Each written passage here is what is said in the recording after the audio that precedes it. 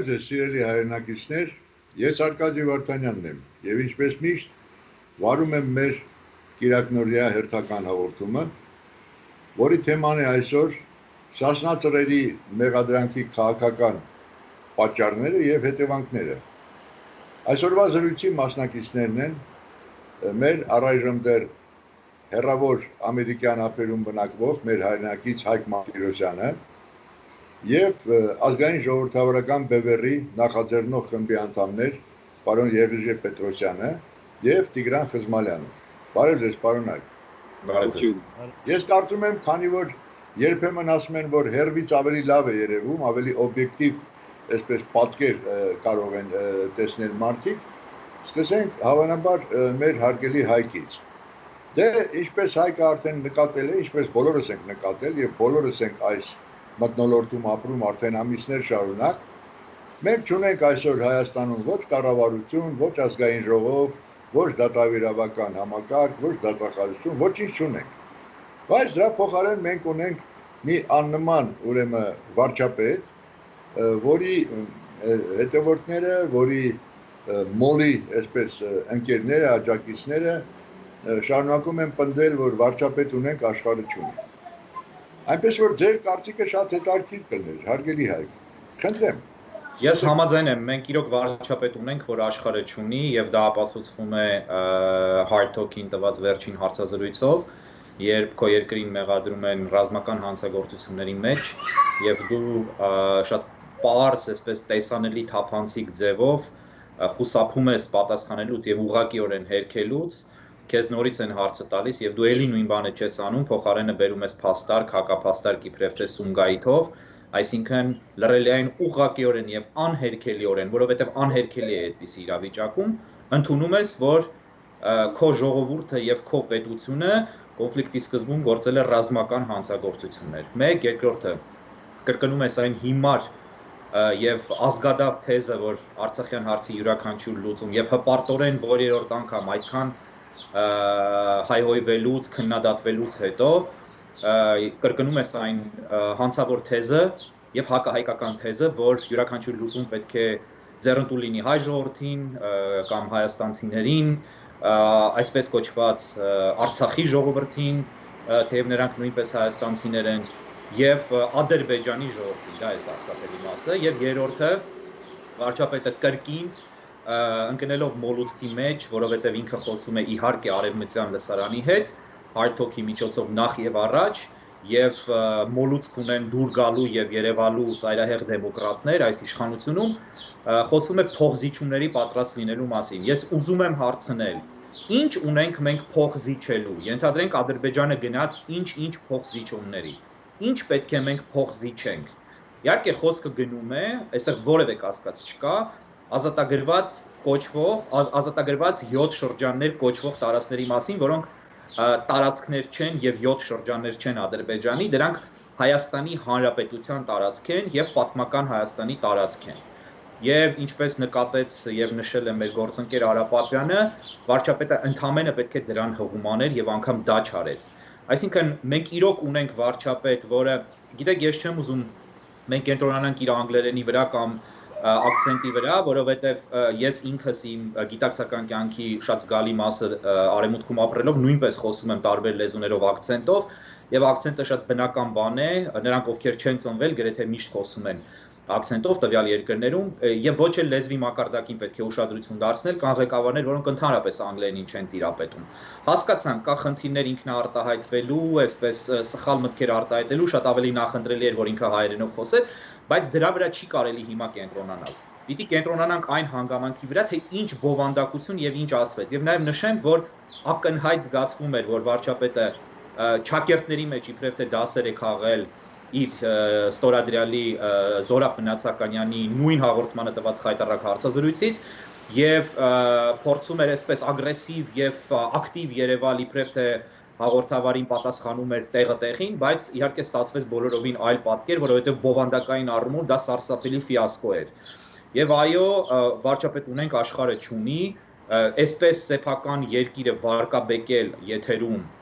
եւ ընդունել մեղադրանքները եւ չկարողանալ ըստ էության պատասխանել եւ խայտառակել եւ եւս մեկ այսպիսի հարցազրույց եւ Հայաստանը արդեն ընկալվելու է բոլոր այն մարդկանց կողմից, ովքեր չեն ճանաչում երկիրը եւ հետեւում են հեռուստատեսությամբ այս հարցազրույցներին, կընկալվի որպես այսպես վայրագների մի երկիր, ռազմական հանցագործություններ գործողների մի երկիր, որի մտահոգությունը արհեստականորեն դեմոկրատ Երևանն է, բայց որտեղ իրականում դեմոկրատիա չկա եւ որը ագրեսոր է հարևան Ադրբեջանի նկատմամբ։ Էլի նույն բաներն էին մոտավորապես ինչ ասեց եւ արեց Զոհրաբ Մնացականյանը իր խայտառակ հարցազրույցում, որին հետևեց France 24-ի, այսինքն France 24-ի հարցազրույցում, հետո Al Jazeera-ի հարցազրույցում արդեն այս հուլիսի կապակցությամբ եւ հիմա վարչապետը դա արեց ինքը այլ տարբերակով BBC Hard Talk-ի եթերում։ Եվ ուզում եմ մի բան էլ ասել, որ անընդհատ իմ քննադատությունները երբ վերաբերում են վարչապետի անձին, դրանք անձին ուղղված չեն, դրանք ուղղված են պաշտոնյային եւ երկրի ղեկավարին, որ պահին վարչապետը դադարի երկրի ղեկավար լինել, այլևս իրեն այսպես չենք քննադատելու, կքննադատենք այլ կերպ, որովհետեւ որևէ հետաքրքրություն ինքը չի ներկայացնի իրականում եւ չի կարելի դա բացատրել ինչ-որ ճղճիմ այլ հանգամանքներով, բայց չասել, չխոսել այս ամենի մասին ուղղակի չի կարելի, որովհետեւ այստեղ խնդիր կա ժողովրդին բացատրելու, թե մենք ինչի հետ գործ ունենք եւ թե ինչպիսի արհավիրքների մեջ ենք հիմա արդեն դիվանագիտական մենք քայլում։ Այնպես որ լուրջ խնդիր ունենք, կարծում եմ, ցավոք սրտի Հայաստանում շատ շատերը չէ, որ անգլերեն են հասկանում եւ դիտել են այս հարցազրույցը, բայց ովքեր որ դիտել են, հասկանում են, որ դա ուղղակի անթույլատրելի խայտառակություն էր։ Այս վերջերս ես նկատեցի, որ մեր աննման վարչապետը շատ հետաքրքիր հետևականությամբ բոլոր տեսակի իր քայլերով, հայտարարություններով, որոշումներով հերթով ուրեմն մեխի հետևից խփում է իր իշխանության դագաղի մեջ։ Իմ մոտ այդպիսի տպավորություն է ստեղծվել եւ ես կարծում եմ, չգիտեմ, որպես արվեստագետ ինչ կասի պարոն Երիշե Պետրոսյանը։ Համաձայն եք իմ մտքի հետ։ Ես այն օր Հայկը խոսում էր եւ ես մտովի գնացի 18 թվական այն օրը, երբ Սերժ Սարգսյանը ասեց ես սխալ էի, դու ճիշտ էիր Նիկոլ, այդ գիշեր մենք միասին կոնյակ էինք խմում եւ այն ադրենալինը, որը պատել էր ամայն հայությանը, ես հիմա շատ մեծ ափսոսանքով պետք է ասեմ, որ դրանից մնացին ընդամենը լոկ բեկորներ, այսինքն այդ ժողովրդի ոգեղենությունից, այդ էներգիայից, որը տվյալ պահին թևածում էր համայն հայության, այսպես ասեմ, երկնակամարում, հա, դրանից ցավոք սրտի բան չթողեց, քայլ առ քայլ, սխալ ասեմ, հիմար ասեմ, չգիտեմ, անպատասխանատու ասեմ, անհեռատես ասեմ, բոլոր էպիթետներն էլ տարբեր դրվագներում իրենց կյանքը ցույց են տվել, հա։ Պաստորեն դա ադրենալին չէր, այլ ալկոհոլ էր ընդամենը։ Ադրենալինը գնաց, մնաց կոնյակ։ Մնաց հուշը միայն, մնաց հուշը։ Շատ եմ ցավում, որովհետև իմ պատկերացմամբ այդ պահի էներգիան, որը տևեց մի քանի ամիս, եւ բավարար էր, որպեսզի մենք շատ մեծ հիմքեր դնենք համահայկական մեր գաղափարախոսության, մեր անելիքների, մեր ամրության, մեր պահանջատիրության բոլոր մեր արժեվ ծառացած եւ տարբեր պատմական փուլերում հնարավորություն չունենալու պատճառով չարտացված հարցերի եւ ցավն այն է, որ այդ գաղափարախոսությունը խորտ չէր, այսինքն ոչ թե խորտ չէր, այլ այնպես չէր, որ Նիկոլ Փաշինյանը եւ իր մերձակա շրջապատը տեղյակ չէին այդ գաղափարախոսությունից, բազում անգամ դրա շուրջ խոսակցություն եղել է եւ ես սպասում եի, որ պետքա դա լիներ, բայց ցավոք սրտի մենք ունեցանք բացարձակապես հակառակ պատկեր։ Ես ափսոսում եմ սա եւ զուտ այս ամեն ինչին նայում եմ զուտ բարոյական տեսանկյունից ես ինձ այսպես ասած մատի վրա ֆրած հա եւ երկրի համար բավականին արդեն վտանգավոր եմ զգում այս վարվելաձևը եւ այս անհերատես քաղաքականությունը ձգտել Երևալ բանից ասենք ամերիկացիներից ավելի դեմոկրատ կամ քահանաներից ավելի աստվածապաշտ կամ չգիտեմ անգլախոսներից ավելի անգլախոս մի տեսակ չի սազում էլի շատ բանա ինչ չգիտեմ ինձ ցավ է պատճառում որովհետև ես խոսում եմ մեր երկրի վարչապետի մասին եմ խոսում եւ նրա ղեկավարած թիմի իսկ իր այնպեսի տպավորություն է որ մենք ունենք ընդամենը մի վարչապետ չունենք ազգային ժողով եւ չունենք կառավարություն որովհետեւ ամեն ինչ իանցիա է որոշվում եւ թող չփորձեն համոզել որ այդպես չի որ այնտեղ մտքերի փոխանակում է լինում սա ցույց տվեց նաև մեր Սեբրի պայմանագրի 100-ամյակի օրերի իրադարձությունները ես հետո եթե կարիքը լինի ավելի կմանրամասնեմ չշարաշահեմ ձեր ժամանակը խոսքը երևի թե տամ Տիգրանին Բավականին շատ ժամանակ է անցել, պարոն Խզմալյան, այն պահից, երբ մենք Բևեռի անունից եւ բանավոր եւ գրավոր դիմեցինք եւ պարոն Փաշինյանին եւ պարոն Արարատ Միրզոյանին առաջարկությամբ հանդիպելու եւ առաջնային այսպես աստիճան ունեցող հարցերը քննարկելու նպատակով եւ մեր ծրագրերը առաջարկելու։ Սակայն մենք տեսանք, որ ի պատասխան մեր մեկնած ձեռքին չեմ ասի օգնության, այլ ուղղակի աջակցության, համագործակցության ձեռքին հետևեցին այս խայտառակ քայլերը իշխանության կողմից, իսկ իշխանություն ասելով մենք արդեն ինչպես հայտնի է նկատի ունենք պարոն Նիկոլ Փաշինյանին, քայլերը ուրեմն Սասնա ծռերի դեմ։ Ուրեմն գիտեք ինչ, ես այդ փողոցում շատ հաճախ զբոսնելիս մարդկանց հանդիպում եմ, խոսացնում եմ, խոսում ենք, զրուցում ենք Եվ գիտեք ինչն է ամենասարսափելին, ինձ համար ամենայն դեպս, շատ-շատերի համար Սասնա ծռերին դարձել են բոբո, Սասնա ծռերին դարձել են բոբո, եւ դա շատ ցավալի է իհարկե, որովհետեւ մենք տեսնում ենք, որ նախկին այդ երեք հանցագործ նախագահները Լևոն Տեր-Պետրոսյանը, Ռոբերտ Քոչարյանը, Սերժիկ Սարգսյանը ազատության մեջ են գտնվում, վայելում են ազատությունը, քաղաքական քայլեր են անում այսպես ամպագորգոր հայտարարություններով են հանդես գալիս դե Լևոն Տեր-Պետրոսյանը ինչպես միշտ գլխավոր ռեժիսորի բեմադրողի դեր է ստանձնել եւ փաստացի ինքն է համակարգում, կառավարում եւ այսպես համակերպում այն ամենը ինչ կատարվում է քաղաքական դաշտում իսկ Սասնա ծռերին ուզում են նստացնել Վարուժանին ուզում են դատախազը կարդալ 8 տարի 9 ամիս ազատազրկում։ Ես ուղղակի հատկապես 9 ամիսներ ինձ շատ։ Հա, 9 ամիսը շատ հետաքրքիր է։ Սա արդեն անցնում է բոլոր սահմանները։ Ձեր կարծիքը, պարոն Խզմալյան։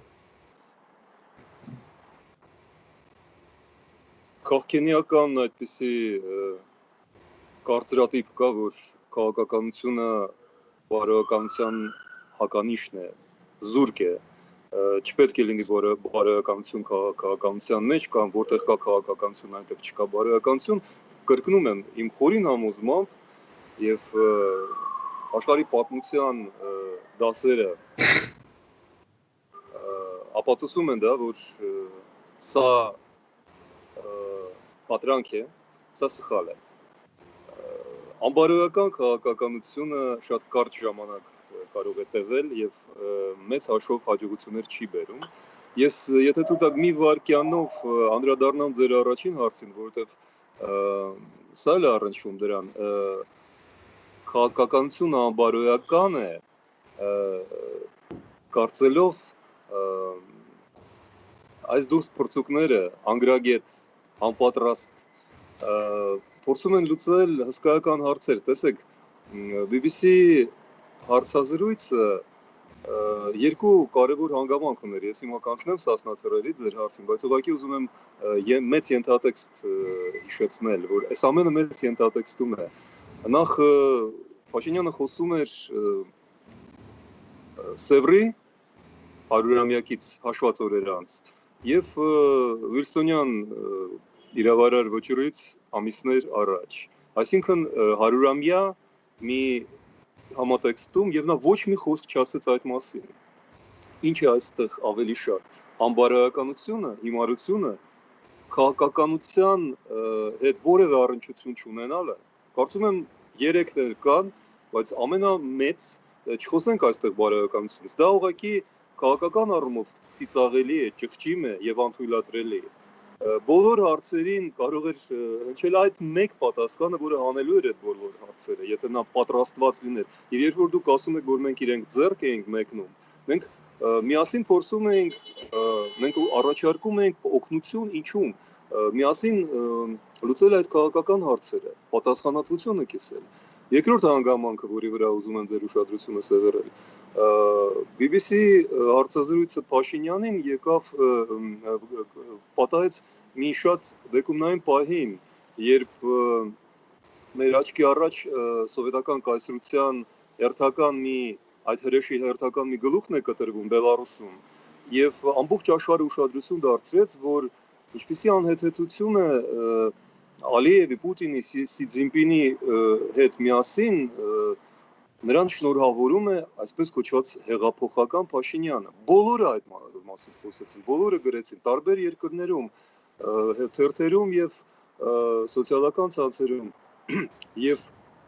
BBC-ի այդ հարցազրույցը նաեւ փորձ էր, հնարավորություն էր, որը տրված էր կներեք Հայաստանի իշխանությանը, Հայաստանի վարչապետին շտկել այս իրավիճակը։ Նա չօգտագործեց նաեւ այդ հնարավորությունը։ Նա նորից կրկնեց, որ այո Ռուսաստանն է մեր գլխավոր դաշնակիցը, նա նորից փաստորեն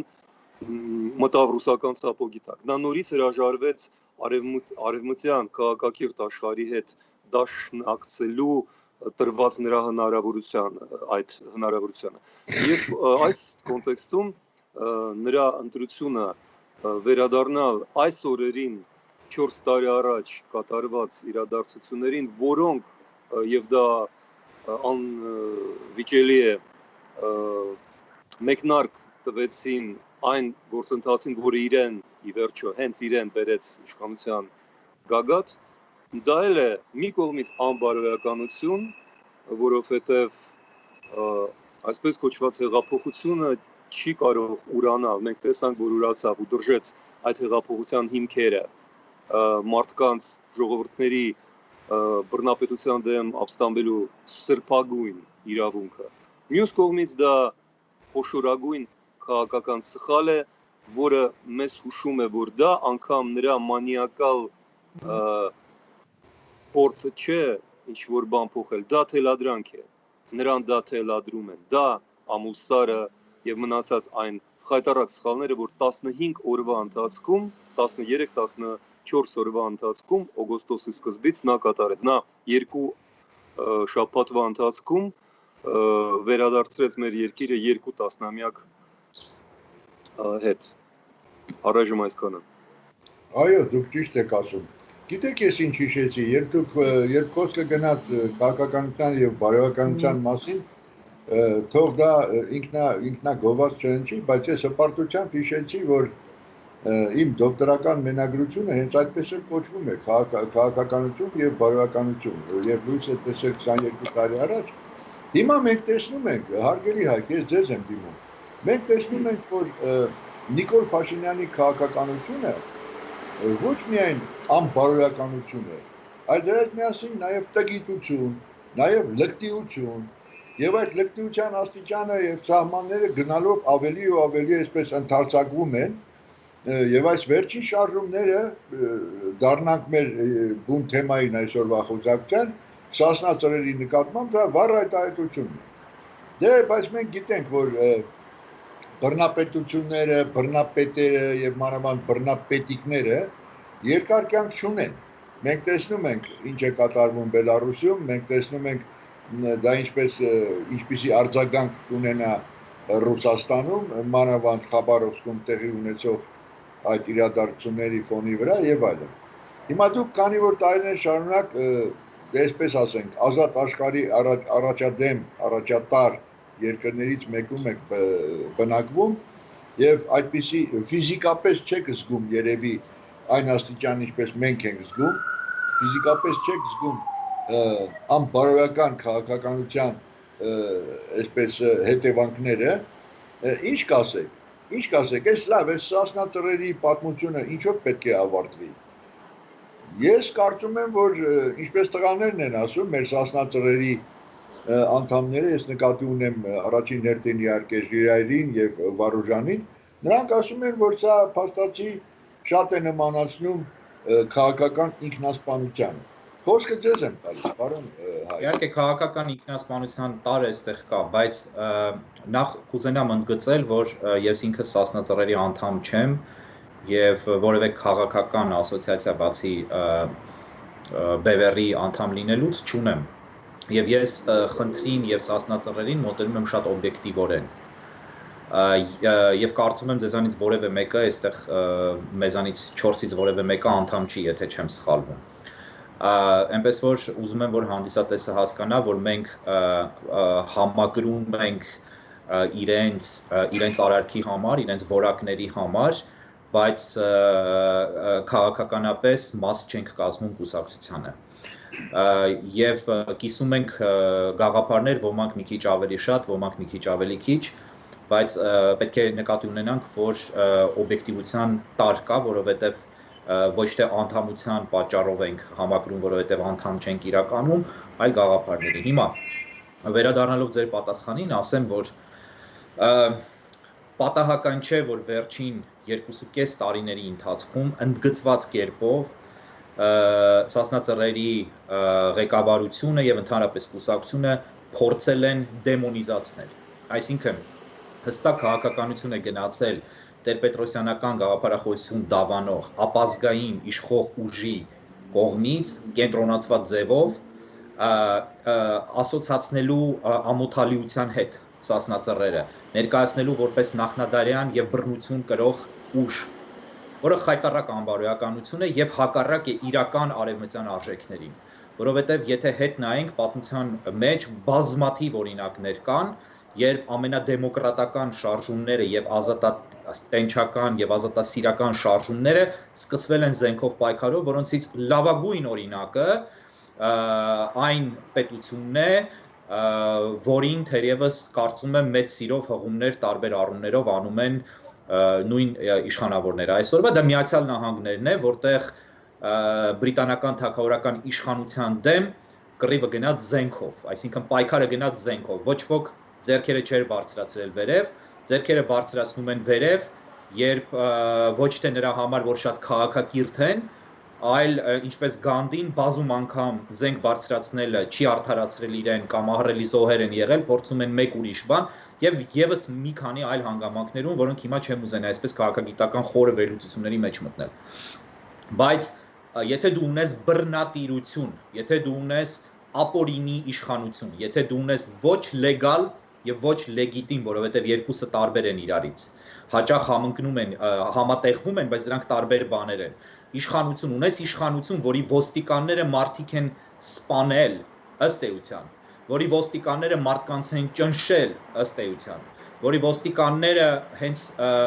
նույն խորենացու օրերին իրենց գործողությունների արդյունքում մարդիկ ուղակի դարձան անդամալույց, մի երեխա կորցրեց անգամ աչքը, որի ոստիկանները ընդունում էին հատուկ դեղահաբեր, ինչպես երևում է տեսանյութերում, եւ գնում էին ժողովրդին ջարդելու, ճնշելու, որի համար ոստիկանությունը եղել է ոչ թե հասարակական անվտանգություն պահպանելու գործիք, այլ բռնաճնշումներ իրականացնելու նողկալի անձանց կողմից կառավարվող մի հաստատություն։ Եվ այդպիսի ոստիկանության անդամին զոհվելը դարձնել մատի փաթաթան, ես կոնկրետ հիմա Վանոյանի մասն եմ խոսում, բայց իհարկե իրեն որևէ այսպես բացասական բաներ չեմ ասում, բայց նկատի ունեմ, որ ներկայացնում էր այդ համակարգը այդ օրերին եւ այն ստորաբաժանումը, որի փոխհրամանատարն էր ինքը, եթե մեղմ ասենք այդ ստորաբաժանումը ամենևին լավ վարկ չուներ եւ ամենևին բարի գործերով զբաղված չէր։ Եվ դա ընդ որում մնացած երկրորդ եւ երրորդ ոստիկանը հատկապես Ստեփանոսյանը եւ մյուսը ակնհայտորեն այսպես շատ շատերի կասկածներով եւ կռահումներով եւ այսպես բանով դա ուղղակի հստակ երևում է որ false flag operation է, որը քաղաքագիտության մեջ ամերիկյան հատկապես շատ է օգտագործվում, կեղծ դրոշի գործողություն, որի ժամանակ ստեղծվում են կեղծ հիմքեր բռնություն կիրառելու կամ ինչ-որ մեկ այլ գործողություն կազմակերպելու համար։ Եվ ակնհայտ է, որ երկու մնացած ոստիկանների մահը ամենայն հավանականությամբ գոնե ինձ համար անհերքելիորեն ես հավատում եմ եղել է սպանություն նախկին իշխանությունների կողմից։ Դա իմ խոր համոզմունքը եւ կարծիքն է։ Հիմա դարձնել մեկ ոստիկանի դժբախտ մահը, երբ նաեւ դա նույնպես թե ինչ հանգամանքներում է զոհվել, այսպես կարելի է երկար քննարկել, մատի փաթաթան սևացնելու մարդկանց, որոնք գնացել էին մեծ գործ կատարելու, այսինքն ժողովրդին եւ պետությունը ազատելու նողկալի բռնապետությունից եւ ասել, որ տեսակ հետո հնարավոր էր խաղաղությամբ անել, առանց զենքի անել եւ զենքը պիտի բացառվի, ոչ, զենքը չի կարելի բացառել, եթե դու ունես, ընդգծում եմ, եթե դու ունես ապօրինի, իլեգալ, ոչ լեգիտիմ միաժամանակ ժողովրդին հարստահարող, ոչնչացնող, կեղեքող եւ բազում սպանություններ չպատժող, տարբեր հանցագործությունների մեջ մեղադրվող իշխանություն, որը բռնազավթել է իշխանությունը։ Եվ կարծում եմ որևէ մեկը չի կասկածում, չէ՞ որ նախկին ռեժիմները բռնազավթել էին իշխանությունը եւ ընտրված չէին։ Եվ այդպիսի ռեժիմը մենք տեսնում ենք ինչերի է ընդունակ տարբեր երկրներում, մենք տեսնում ենք։ Եվ ասեմ ձեզ, որ Հայաստանում ամենայն հավանականությամբ ես որևէ կասկած չունեմ, որ եթե չլիներ Խորենացու փողոցի գործողությունը Սասնա Ծռերի, տեղի էր ունենալու բելարուսական սցենար, այնինչ մենք տեսնում ենք այսօր։ Եվ որովհետև Բելարուսում չի եղել ապստամբություն եւ իշխանությունը դրանից չի վախենում Բելարուսում։ Իսկ Հայաստանի իշխանությունը ցույց է տվել, որ անգամ ավելի հեռուն է պատրաստ գնալ, քան այնինչ տեղի ունենում այսօր Բելարուսում, եւ տեսել ենք, որ մարդիկ են զոհվել մարտի 1-ին։ Իսկ քանի հոգի է զոհվել մինչ մարտի 1-ը, մարտի 1-ից հետո դա արդեն այլ հարց է։ Եվ ինչպիսի ոստիկանական, պետական, կեղտոտ ճնշումների զոհ են գնացել ամենատարբեր մարդիկ, դա նույնպես մեծ հարց է։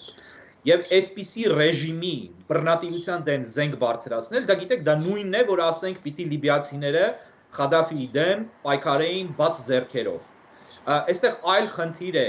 թե Խադաֆին կամ ինչպես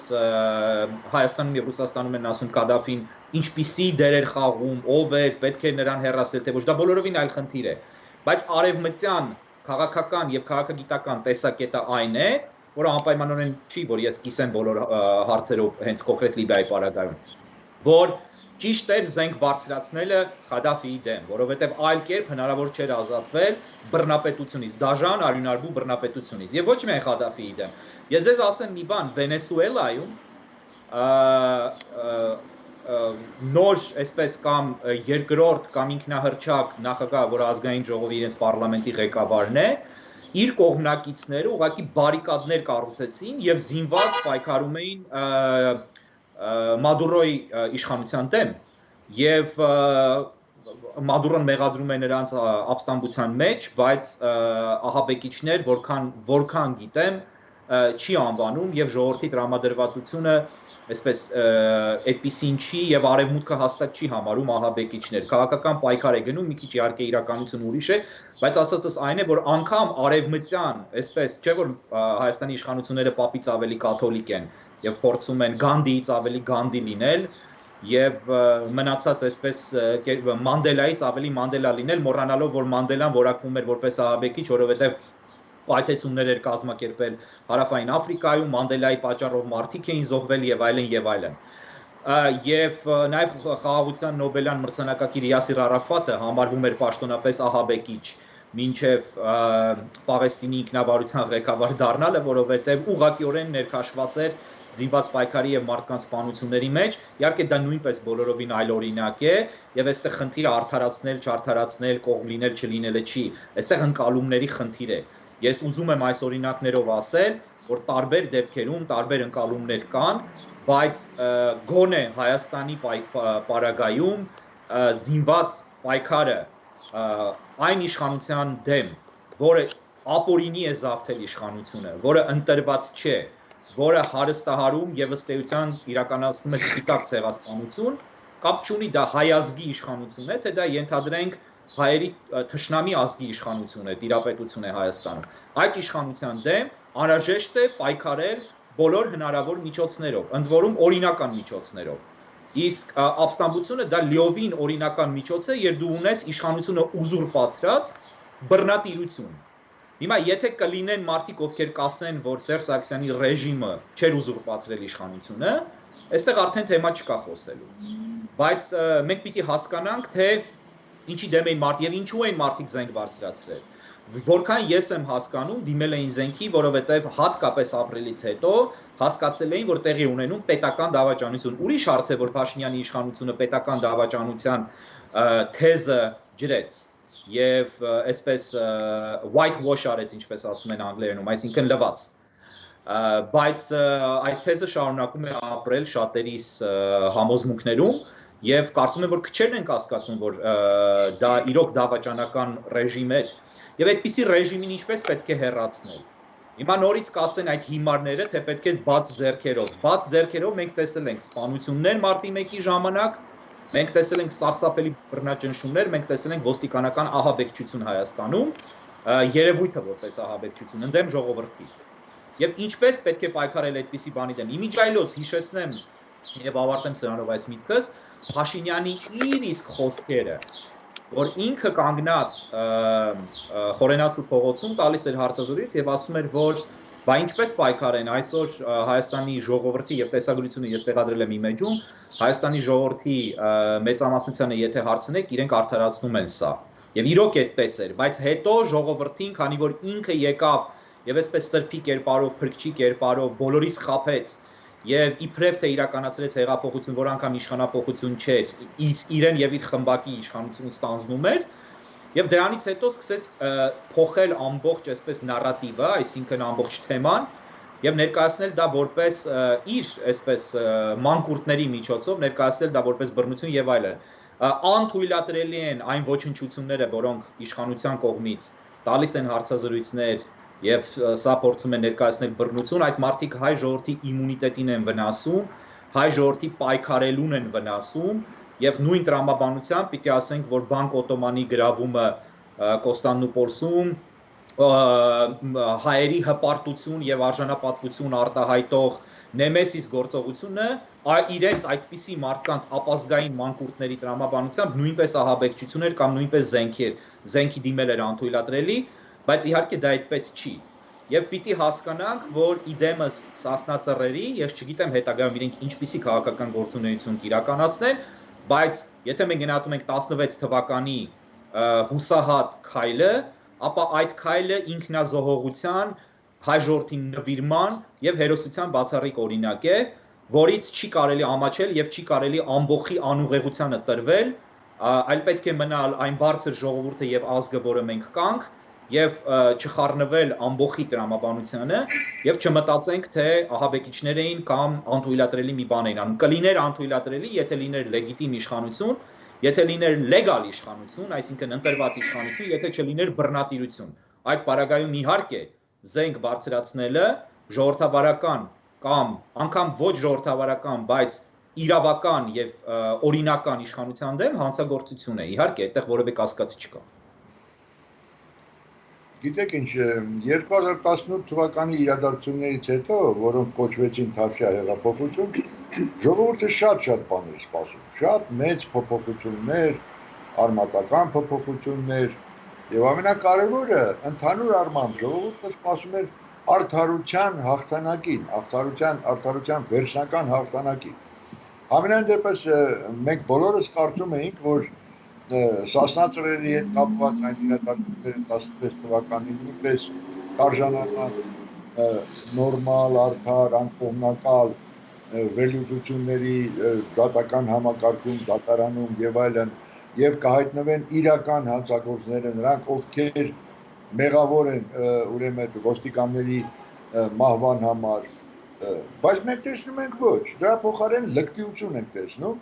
եւ ես կապացուցեմ դա։ Մի քանի օր առաջ Վարուժան Ավետիսյանի եւ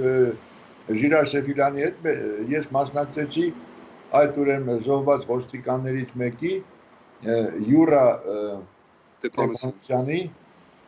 ուրեմն մահվան 4-րդ տարեդարձի արարողություններին մենք այցելեցինք գերեզմաններ, հետո Յուրայի ծնողները մեզ հրավիրեցին իրենց տուն եւ առնչվեցինք եւ անձամբ ես էլ եւ ծնողների հետ Յուրայի եւ եղբոր հետ եւ նրա հարազատների բոլոր նրանց հետ ովքեր մասնակցում էին այդ արարողությանը եւ գիտեք ինչ պիտի ասեմ այս մարդիկ վարկյան անգամ կասկած չունեն որ Սասնա ծռերը որևէ կապ չունեն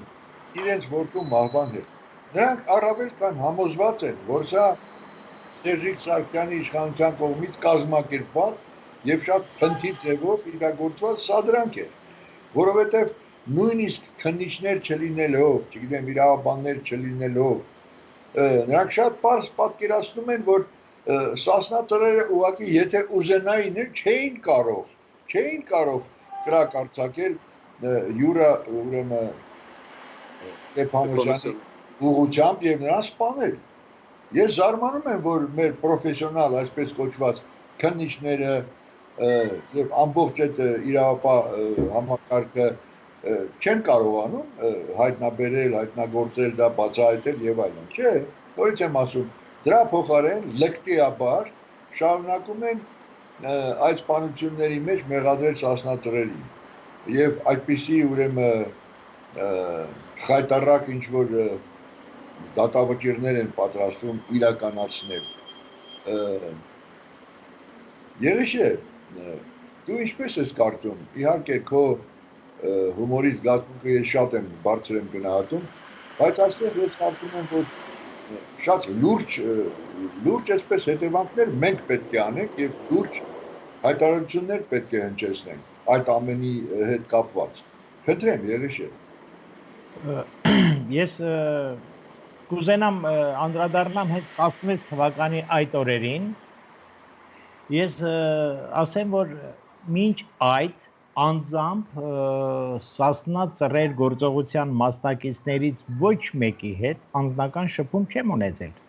բացարձակապես ես որպես հայ մարդ որը մտահոգ է երկրի համար որը շատ հետաքրքրված է երկրի ապագայով ուղղակի ես միացա այդ շարժմանը եւ դարձա հակաճգնաժամային այդ խորհրդի անդամ որի նպատակն էր կազմակերպել ժողովրդի այսպես ասած մոբիլիզացիան որպեսզի չթողնենք դատաստան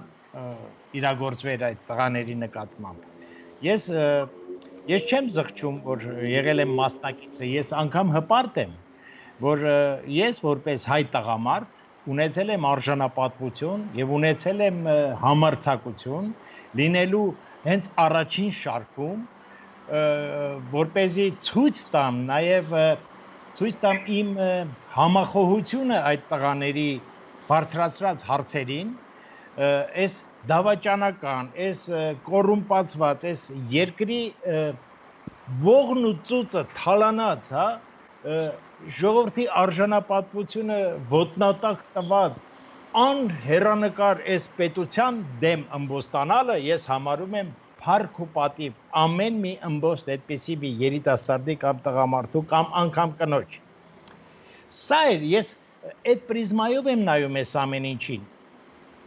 ում համար է գաղտնիք կամ ով կարող է ինձ ասի որ այն համակարգը որը այսօր տող առ տող կազմել է այդ քրեական գործը Սասնա ծռերի վրա իսկ սա իմ պատկերացմամբ զուտ քաղաքական ակտ էր սա քաղաքական ակտ էր ապստամբությունը լինում է քաղաքական ակտ եւ այդ քաղաքական ակտը մի կողմ դնելով եւ իջնել զուտ քրեական օրենսգրքի մակարդակի սա արդեն համար 1 հանցագործությունն է տվյալ դատական իշխանության, հա եւ ինչի՞ չէ իշխանությունների, որոնք հանդուրժում են դա այսինքն այստեղ է թաքնված շանգլուխը քաղաքական ակտը իջեցնել քրեական մակարդակի այո եղել են զոհեր եղել են բայց դա կանխամտածված չի դա բան չէր կողոպուտ չէր դա ապստամբություն էր եւ հատկապես այն օղակի նկատմամբ որը եղել է այս ոչ լեգալ, ոչ լեգիտիմ իշխանությունների մահակը ամեն աստծու օր, նրանք են եղել, ես չեմ ուզում ոստիկանությունը առանձնացնեմ դատախազությունից կամ այդ քննչականից բան, սրանք բոլորը մի, այսպես ասած, մի հրեշի տարբեր մասնիկներն են, հա, տարբեր մասերն են, որոնք մեր երկիրը անընդհատ հետ են քաշել դեպի ճահիճ, չեն թողել զարգացում, ոտնահարել են մեր արժանապատվությունը, վտանգել են մեր ապագան եւ այս ամեն ինչի դեմ ապստամբելը ես կարծում եմ որ պարտավոր էին այդ տղաները անեն ես ափսոսում եմ որ ես նրանց հետ չեմ մտել այնտեղ այսպես եմ ես գնահատում դա հասկանալի եւ եկեք չմոռանանք որ հազարավոր փամփուշտներ փոխելու այդ նույն մարդիկ չեն որ մինչև այսօր եւ ոնց եղավ որ այսպիսի sense գլոբալ հանցագործությունները ոչ մի պատասխանատու չունեն երբ միայն սասնածռերը ես այստեղ տեսնում եմ քաղաքական պատվեր իմ կարծիքով սա արդարադատության ֆիասկոն է ապստամբությունը դիտարկել զուտ քրեական դաշտում որովհետև ցանկացած ապստամբություն դա առաջին հերթին դա քաղաքական ակտ է եւ անջատելով այստեղ պարզ երևում է որ նպատակ կա նսեմացնել հեղափոխության արժեքը եւ ինչի՞ չէ նաեւ կոտրել մեր ազգի դիմադրողականությունը, այսպես ասեմ, հա, եւ սա ենթադրում եմ, որ պատվեր է հատկապես գաղութատերերից, որ เป զի հանկարծ Հայաստանում արժանապատվության ինքնագնահատականի այսպես ասած բովանդակային մասը մեր մեջից հանեն, այսինքն մենք դառնանք ամուլ ինչ որ մի բան էր եւ սա որ ամբողջ օրը դեմոկրատիա ասելով ոչինչ չանենք մեր ազգային տիրույթում այսպես ասեմ հասկանալի է շարունակենք մեր զրույցը ես դիմում եմ պարոն Տիգրան Խզմալյանին գիտեք ինչ սովորաբար իշխանությունը անբարոյական իշխանություն է ապօրինի իշխանություն է լկտի եւ հանցավոր իշխանություն է քրեական հետապնդումների է դիմում այն ուժերի նկատմամբ, որոնցից նա վնաս է տեսնում, չէ, այդպես էր վերաբերում Սերժիկ Սարգսյանը Սասնա ծռերին, չէ որ այդ ուրեմն դատավարությունների, բաների սկիզբը այդ ամեն ինչը դրվեց դեռ Սերժիկի օրոք, հիմա ստացվում է, որ այն իշխանությունը, որը իշխանության եկավ ուրեմն կոչեր ընչեցնելով, որ քայլ արա մերժիր Սերժին մերժեց, հիմա ինքը եկավ Սերժի տեղը, Սերժի կոստյումը, ինչպես շատերը ասում են, իր վրա լավ էլ նստեց, եւ ինքը փաստացի շարունակում է այդ Սերժի տրամաբանությամբ առաջնորդվել, այդպես է ստացվում, դա մեկ, երկրորդը միջազգային բոլոր տեսակի ընդունված ճանաչված օրենքներով, երբ ժողովուրդը տեսնում է, որ խաղաղ միջոցներով, ժողովրդավարական միջոցներով հնարավոր չէ ազատվել ապօրինի հանցավոր իշխանությունից, ապա այդ ժողովուրդը իրավունք է ունենում նաև ուժ գործադրել, որպեսզի ազատվի նման ուրեմն հանցավոր իշխանությունից։ Հիմա այնինչ արել են Սասնա ծռերը, միթե չի համապատասխանում այդ օրենքին, այդ իրավունքին։ Եվ միթե մենք պետք է մոռանանք, որ Սասնա ծռերի քայլը խիզախ քայլը, անձնուրաց քայլը, փաստացի դարձավ մեր ժողովրդի զարթոնքի աղբյուր։ Եվ հիմա ստացվում է, որ այդ զարթոնքի աղբյուրը, այդ աղբյուրի ուրեմն հեղինակներին, կատարողներին, մասնակիցներին, դերակատարներին ուզում են նստացնեն 8 տարով, 9 տարով, ցմա եւ այլն, այս նոր հեղափոխական իշխանությունը, սա գիտեք ինչ, այնքան աբսուրդի այնպիսի բացահայտ օրինակ է, որ նույնիսկ ես բառեր չեմ գտնում, որպեսզի դա նկարագրեմ։ Դուք ինչպես դա կնկարագրեք որպես ստեղծագործող անձնավորություն, որպես ռեժիսոր, որպես բանասեր, չէ՞ որ դուք եք բանասիրական ավարտել։ Ես լեզվա բան եմ այո։ Դուք ասացիք աբսուրդ եւ ասացիք, որ բառեր չեք գտնում։ Մենք պարտավոր ենք բառեր գտնել։ Մենք անպայման պետք է բառեր գտնենք, եթե մենք չգտնենք բառեր, ելով կգտնի։ Ես բռնվեմ ձեր բառից։ Երբեմն գիտեք արվեստում, քանի որ հիշատակեցիք, որ ես նաև կինոռեժիսոր եմ, օգտակար է աբսուրդի հասցնել իրավիճակը, որպեսզի հասկացնել դրա անհետեթությունը։ Եվ պարզ հասկանալի օրինակներով մարդկանց շատ ավելի հեշտ է համոզել։ Պատկերացնենք, որ Ֆրանսիայում Դեգոլի օրոք ցմա, այսինքն հետմահու դատում են Միսակ Մանուշյանի խումբը, Կարմիր կապելան, չէ, կներեք, Կարմիր կապելան ուրիշ էր, L'Affiche Rouge, Կարմիր աֆիշն էր, այդպես են գերմանացիք անում։ Այն բանի համար, որ նրանք հարձակվում են գեստապոյականների վրա եւ մահափորձներ էին անում գեստապոյի վրա։ Կրկնում եմ, դա ոչ թե գեստապոն է մահապատժի ենթարկում Միսակ Մանուշյանին եւ նրա ընկերներին, այլ ասեն հաղթանակից հետո գեստապոն չկա, բայց գեստապոյի վրա հարձակման համար 5-րդ, ասեմ, թե 4-րդ հանրապետությունն էր Ֆրանսիայի Դեգոլի օրոք դատում են Միսակ Մանուշյանին։ Հետմահու, աստորեն մեզ մոտ հետմահու ֆորմալ ձևով դատեցին միայնակ Գայլին եւ հացբերողին, որպեսզի փակեն իրենց դատական գործերը։ Նրանց նույնպես մեղադրական ներկայացվեց եւ նրանց մեղավոր ճանաչեցին։ Եկեք շարունակենք, գիտեք, գերմանական Բունդեսվերում հիմա, գերմանական բանակում հետ պատերազմյան սպաները երթում են ընդունում հունիսի 20-ին, եթե չեմ սխալվում այդ օրը, այն օրը, երբ որ ֆոն Շտաուֆենբերգը մահափորձ գործեց Հիտլերի դեմ։ Նրան մահապատժի ենթարկեցին գեստապոյում։ Պատկերացնենք, որ Ադենաուերը Գերմանիան, Մերկելի Գերմանիան, հիմա ժողովրդավարական Գերմանիան դատում է եւ ցմա կամ 8 տարին ամսով կամ 21 տարով դատապարտում է ֆոն Շտաուը, որը դարձել է դիմադրության խորհրդանիշ։ Եկեք դատապարտենք, եթե չդատենք Արամ Խաչատրյանին Սպարտակ բալետի համար, որովհետեւ ինչ էր արել Սպարտակը, նա ապստամբեց դա օրինական իշխանության դեմ։ Օրինական իշխանության դեմ։ Ահա ինչ է անում Նիկոլ Փաշինյանը։ Եկեք ասենք դա ժողովրդին, որ հասկանան ինչ է կատարվում։ Գեստապոյի ՊՊՑ-ն կներեք, դա հայկական գեստապո է։ Գեստապո էր, չգիտեմ հիմա, գեստապոյի վրա հարձակման համար ուրիշ հարց է, պետք էր արդյոք հարձակվել գեստապոյի վրա, թե ոչ, թե այլ միջոցներով եւ այլ բանի վրա էր պետք հարձակվել, հիմա մենք դա չենք քննարկում։ Ինչի համար են նրանց դատում։ Մարդկանց սպանության համար, բայց դա չէ խնդիրը։ Ապստամբության խնդիրը միշտ այլ է, այո։ Մենք տեսնում ենք պարզ բան եւ իմ գործընկերները դա նշեցին։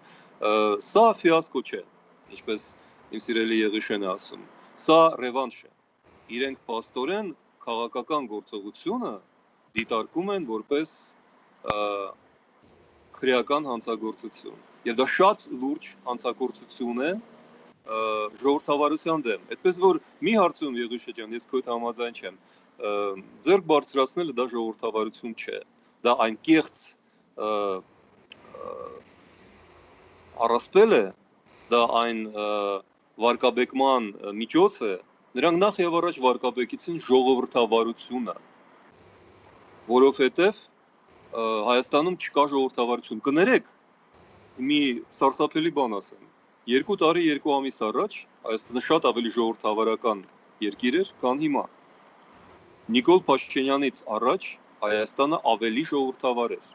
Ավելի ժողովրդավար էին եթերը, մամուլը, ավելի ժողովրդավար էին փողոցները եւ խորհրդարանը։ Ի վերջո Սերժ Սարգսյանի խորհրդարանում Նիկոլ Փաշինյան կար։ Իսկ Նիկոլ Փաշինյանի խորհրդարանում Նիկոլ Փաշինյան չկա եւ չի կարող լինել։ Այդտեղ ոչ մի բան չկա։ Մենք չունենք խորհրդարան, մենք ունենք Նիկոլ Փաշինյան։ Մենք չունենք կառավարություն, մենք ունենք Նիկոլ Փաշինյան։ Մենք չունենք դատաիրավական համակարգ, մենք ունենք Նիկոլ Փաշինյան։ Մենք մամուլ չունենք, այսինքն օլիգարխների եւ ռուսական KGB-ի մամուլը եթե մի կողմ դնենք, հայկական ազգային մամուլ չկա, այդպես որ ոչ թե խնդիրը որ մենք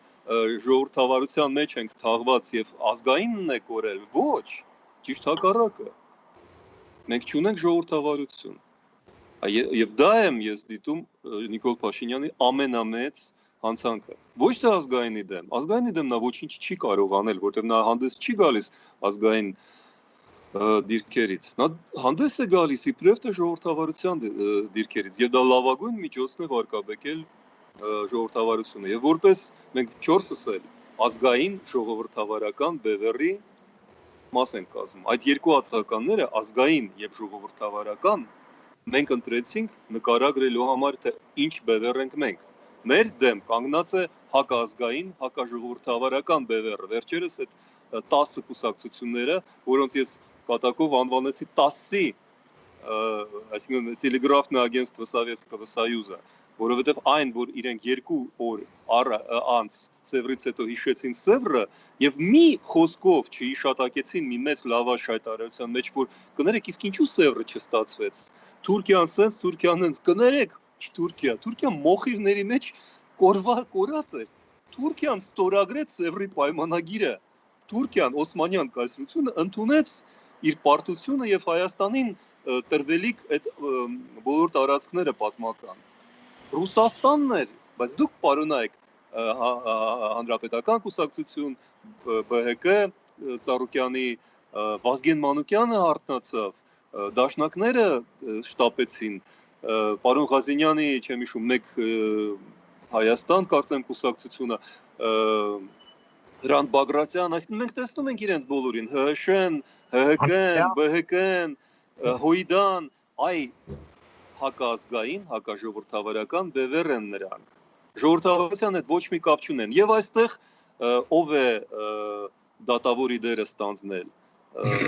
Դատավորը Նիկոլ Փաշինյանը, ճիշտ է։ Իսկ ինչ դերը կատարում է եւ ինչ դիրք է գրավել նա բաց է թողել Սերժ Սարգսյանին, նա բաց է թողել Ռոբերտ Քոչարյանին, նա բաց է թողել բոլոր այն կեղեքիչներին, որոնք ըստ երևույթի ինչ որ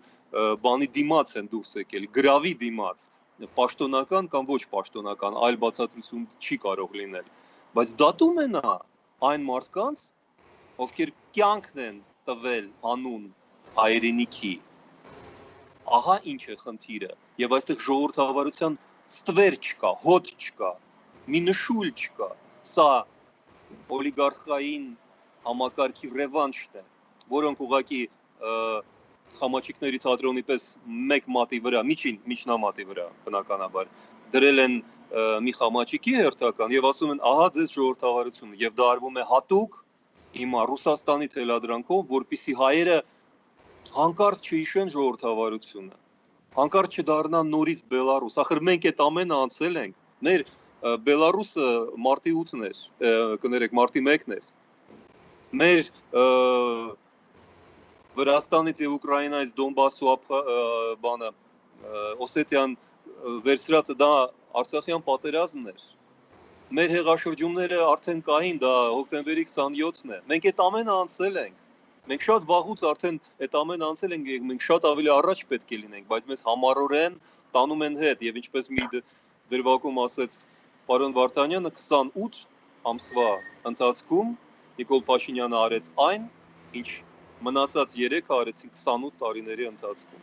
Ահա ինչ կատարվեց Հայաստանում եւ ահա ինչի հետ մենք գործ ունենք եւ ահա ինչը մենք որպես ազգային ժողովրդավարական բևեռ պարտավոր ենք շրջել, գլխից ոտքի վրա դնել եւ գնալ առաջ։ Շնորհակալություն։ Եթե թույլ կտաք, ես ավելացնեմ մի բան իմ կողմից։ Նախ եկեք ժամանակագրորեն նայենք փաստերին եւ հասկանանք թե ինչու է տեղի ունենում այն ինչի մասին մենք այսօր խոսում ենք եւ վերլուծում ենք։ Պիտի հասկանանք, որ առաջին ոստիկանը Գնդապետ Վանոյանը արդեն սպանվել էր, երբ Նիկոլ Փաշինյանը Խորենացու փողոց գնաց եւ իր խմբակով, մասնավորապես ես հիշում եմ, որ ինքը եւ Ալեն Սիմոնյանն էին քայլում ինչ որ մի Պահաբովյան փողոցով երթի ժամանակ հենց իմ կողքին իջնում էինք ներքև եւ Նիկոլ Փաշինյանը բոլորից բարձր էր գոռում Սասնա փողոցում, Ալեն Սիմոնյանն էլ ձայնակցում էր իրեն, կարծում եմ իրենք հիշում են այդ պահը, եւ ինքը հայտ ներկայացրեց Սասնա ծռերի գործողության դրսից, այսպես ալիքը ղեկավարելու եւ գլխավորելու եւ Եղիշեին պիտի երկրորդեմ ասեմ, որ ես ինքս նույնպես որևէ մեկին Սասնա ծռերի այսօրվա կուսակցությունից անձամբ երբևէ չեմ ճանաչել, բացի Գարեգին Չուքազյանից, որին բնականաբար որպես երկու գործընկեր գիտնականների որդիներ չէի կարող չճանաչել եւ երկու ընկերների որդիներ չէի կարող չճանաչել։ Եվ հետաքրքիր է, որ Փաշինյանը ամեն կերպ փորձում էր արդարացնել, ամեն կերպ լոբինգ էր անում եւ ամեն կերպ քննադատում էր իշխանություններին։ Դատելով նրանից, ինչ հիմա տեսնում ենք, ինչ կատարում է Փաշինյանի իշխանության օրոք, երբ պիտի բոլոր երկրների, բոլոր ժողովուրդների նման իրավիճակներում տրամաբանական գործողությունների արդյունքում իշխանության, նոր իշխանության, պիտի այս խմբի մարդիկ ազատվեին եւ հռչակվեին հերոսներ եւ նրանց դեմ քրեական հետապնդումը դադարեցվեր։ Ոչ թե նրանք 2.5 տարով այսպես կալանքից ազատվեին, բայց մնային ըստ էության բանտարկված եւ յուրաքանչյուր պահի բանտ հետ գնալու սպառնալիքի տակ եւ հիմա արդեն պարզ է որ գնալու են բանտ եւ պատիժներ են լինելու շատ ծանր, անպայման չէ որ դատախազի նշած պատիժները լինեն, բայց դրանից շատ ավելի քիչ չի լինի հաստատ։ Եվ ինչ է ստացվում։ Ստացվում է, որ Փաշինյանը, որը ամբողջությամբ ինքը կողմնակից էր այդ գործողությանը, ամբողջությամբ ինքը սատարում էր այդ գործողությունները, ամբողջությամբ ինքը արդարացնում էր դա եւ փորձում էր այդ գործողության ալիքի վրա փաստացիորեն կատարել Հայաստանում իշխանափոխություն եւ գալ իշխանության, այն բանից հետո, երբ իրեն հայտնի պայմաններում խնդրեցին մեղմ ասած բացակայել այդտեղից եւ չկապիտալիզացնել այն ինչում ինքը դեր չի խաղացել եւ այն ինչի հետ ինքը բարոյապես կապ չունի, ես չգիտեմ ինչու դա արվեց, բայց դա բոլորովին այլ թեմա է կամ ինչ խնդիրներ էին այդտեղ, ամեն դեպքում երբ ինքը հեռացավ, դրանից հետո մենք տեսնում ենք, որ հիմա գալով իշխանության չդադարեցրեց մարդկանց հետապնդումը եւ ըստ էության համարում է ինքը եւ իշխանությունը, որ տեղի ունեցել հանցագործություն։ Մի բան, որի հիման վրա ինքը փորձում էր գալ իշխանության ըստ էության, մի բան, որը ինքը փորձում էր կապիտալիզացնել եւ ղեկավարել ՊՊՑ գնդի ներսում կատարվողի դրսում ոստիկանական բարիկադներից ասդին այս կողմում կատարվող եւ ժողովրդական ցածման ալիքը ղեկավարել։ Եվ ինչու է նա դա անում հիմա, ինչու է այդպես անում, առաջին հերթին կարծում եմ, որովհետեւ որպես քինախնդիր մարդ, որը չափազանց անձնական է տեսնում ամեն ինչ եւ անկարող է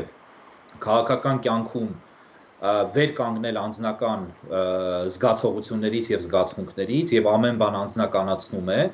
դա ես գիտեմ իմ սեփական օրինակով անգամ, եւ անձնական ատելություն է տածում այս կամ այն մարդկանց նկատմամբ կամ խմբերի, կա անձնական գործոնը անշուշտ, երկրորդ հերթին Փաշինյանը հստակ տեսնում է, որ սա այն ուժն է, որը սպառնալիք է իր իշխանությանը զուտ քաղաքական դաշտում։ Եվ որպեսզի քաղաքական դաշտում մեկուսացնի, փորձում են ներկայացնել որպես ռազմական ուժ։ Մինչդեռ բոլորս էլ շատ լավ գիտենք եւ հասկանում ենք, ոչ մակերեսային եւ ուղեղ ունեցող մարդիկ, որ Սասնա ծռերը ոչ զենք ունեն, ոչ կարող են կամ երբևէ կուզենան երկրորդ այսպիսի գործողություն իրականացնել։ Եվ չի կարելի իհարկե այսպիսի երկրորդ գործողություն իրականացնել, որովհետեւ հուսով եմ Հայաստանում չի լինի այլևս ապօրինի չընտրված իշխանություն, որը կբռնաբարի երկիրը։ Եվ մյուս հանգամանքը, որը շատ կարևոր է, դա այն է, որ շատերը ապոլոգիստներ կան Հայաստանում, մասնավորապես տարբեր մարդիկ, եւ մյուս կողմից օրինակ տեսանք պարոն քաղաքագետ պարոն Լևոն Շիրինյանի այսպես հարցազրույցը, որում նա անվանեց սաբոտաժ իշխանության դեմ այս պատիժների պահանջի իբրև թե սատարեց հասնածռերին եւ փորձեց վարչապետին վրայից լվանալ սրա պատասխանատվությունը։ Ես կարծում եմ դա ամենավտանգավոր տենդենսն է, որոնք կուրորեն պաշտում են վարչապետին եւ պիտի արդեն ժամանակն է դեն նետել այսպես մեր արևելյան քաղցրախոսության կամ ոչ ճշմարտախոսության հագուստները մեր եւ ամեն բան կոչել իր անուններով, այդպիսի մարդիկ, ովքեր աստվածացնում են եւ անվերապահորեն շարունակում են հավատալ այսօրվա իշխանությանը եւ ղեկավարին, ուղղակի լուրջ խնդիրներ ունեն տրամաբանության, կրթության եւ այլ հանգամանքների հետ։ Դատախազությունը ուղղակիորեն, փաստացիորեն ենթարկվում է երկրի ղեկավարին, որը Նիկոլ Փաշինյանն է, նման high profile, այսինքն բարձր պրոֆիլի գործը անհնար է, բացառված է, որևէ տոկոս շանս չկա եւ հնարավորություն չկա, որ տրամաբանորեն չղեկավարվի, չկառավարվի մինչև ամենափոքրիկ դետալները վարչապետի կողմից, հետևաբար դատախազության գործողությունները եւ մեղադրանքի պահանջները դա Նիկոլ Փաշինյանի կողմից են ուղղորդվում եւ այսպես հրահանգվում եւ դրանում կա նաեւ ճնշում անուղղակիորեն դատական իշխանության նկատմամբ եւ չեմ կարծում թե այս դատավորի պարագայում դատավորը ինքը իր կողմից էլ չեր ուզենա պատժի Սասնա Ծռերին, որովհետեւ որքան հասկանում եմ ինքն իր կարիերան այսպես զարգացրել է նախկին ռեժիմի օրոք եւ ներկայում էլ ինչու չպետք է փորձի թե նախկին ռեժիմի, թե ներկայիս ռեժիմի հետ իր կապերը այսպես պահի բարոյական դաշտում գոնե եւ դատական իշխանության վրա ճնշում է գործադրվում հենց դատախազի կողմից նման երկարատև եւ լուրջ մեղադրանքներ պահանջելով, որովհետեւ պարզ է, որ եթե իշխանությունը պահանջում է նման ժամկետներ դատապարտման, ապա դա երկրի ղեկավարության կողմից պահանջ է եւ քաղաքական պահանջ է, որովհետեւ գործը քաղաքական է։ Դատարանի նկատմամբ ճնշում է։ Երկու ոստիկանների մահվան պատճառները պետք է փնտրել ոչ թե Սասնա Ծռերի գործողության ուղակի այսպես կապակցությամբ, այլ իշխանության դաշտում թերևս։ Եվ պիտի հասկանանք, որ դեմոնիզացիան խմբի դա ինքնա բարոյազրկման մեր ժողովրդի, ինքնա վարկաբեկման, ինքնախարազանման եւ ինքնատելության օրինակ է։ Մենք պիտի սթափվենք եւ եթե մենք հարգում ենք մեզ, այստեղ խնդիրը անձերը չեն, Սասնա Ծռեր խմբի, այստեղ խնդիրը անգամ իրենց գործողությունը չէ, այստեղ խնդիրը սկզբունքի մեջ է, որ մարդիկ, որոնք ապստամբել են, կրկնեմ, ապօրինի չընտրված, իշխանությունը զավթած ռեժիմի դեմ հանուն ժողովրդի, ընդ որում դավաճանության մեջ կասկածվող ռեժիմի դեմ, չեն կարող դատվել մի իշխանության կամ մի ռեժիմի օրոք կամ կողմից, որը իրեն համարում է նախկին ռեժիմի դեմ դուրս եկած եւ այդ ռեժիմը տապալած։ Սա աբսուրդ է, սա վարկաբեկիչ է մեր համար եւ մենք պետք է այս ամենին սթափ եւ բոլորովին այլ տեսակետով նայենք եւ պետք է կտրականապես մերժենք այն մանկուրտներին, որոնք այս մարդկանց փորձում են ներկայացնել որպես ահաբեկիչներ, բռնության կողմնակիցներ եւ այլն։ Շնորհակալություն։ Պարոնակ, ես շնորհակալություն եմ հայտնում ամբողջ մեր լսարանի կողմից։ Կարծում եմ, որ այսօրվա մեր հաղորդումը, մեր զրույցը բավականին այսպես բովանդակալից էր եւ պատկերավոր, որովհետեւ չեմ կասկածում, որ բոլոր նրանք, ովքեր լսել են այսօրվա մեր զրույցը, բավարարված կլինեն։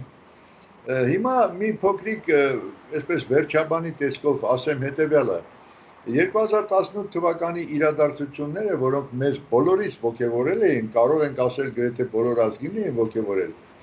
այնպես ստացվեց, որ մենք մի պահ մոռացանք, թե իսկ ով է Նիկոլ Փաշինյանը, ինքը, որպես անձնավորություն,